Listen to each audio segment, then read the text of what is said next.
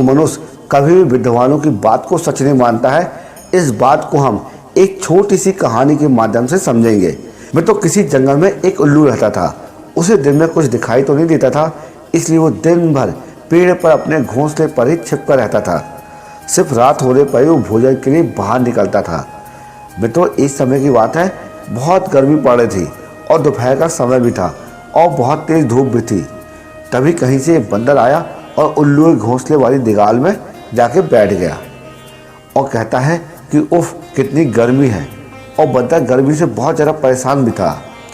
तो बोलता है कि आकाश में जो सूर्य है वो भी किसी आग के गोले की तरह चमक रहा है। मैं तो बंदर की बात तो उल्लू ने भी सुन लिया था, लेकिन उससे रहा नहीं गया और बीच में बोल पड़ा, ये जो तुम कह रहे हो ना, झूठ बोल रहे हो। सूर्य नहीं, बल्कि अगर तुम चंद्रमा के चमकने की बात कहते तो मैं इसे सच मान लेता। बंदर बोला, भला दिन में चंद्रमा कैसे चमक सकता है? वो तो रात में चमकता है और ये तो दिन का समय है और दिन में सूर्य ही चमकेगा ना। यही तो कारण है कि सूर्य की तेज रोशनी की वजह से बहुत ज़्यादा गर्मी पड़ रही है। उस बंदर ने उल्लू को बहुत समझाने की कोशिश करी और बहुत प्रयास किया कि दिन में सूरज चमकता है, लेकिन चंद्रमा नहीं।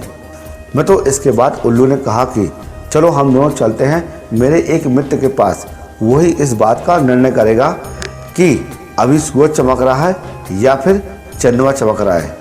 मैं तो बंदर और उल्लू दोनों एक पेड़ पर गए। उस पेड़ पर उल्लुओं का बहुत बड़ा झुंड रहता था।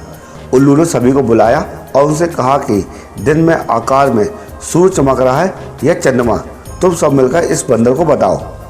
उल्लू की बात सुनकर अन्य उल्लुओं का झुंड हंसने लगा और बंदर की बात का मजाक उड़ाने लगा। उन्होंने कहा कि तुम तो बड़े बेवकूफ़ हो यार, इस समय आकाश में चंद्रमा ही चमक रहा है और आकाश में सूर्य चमकने की झूठी बात को लेकर हमारी बस्ती में झूठ का प्रचार मत करो।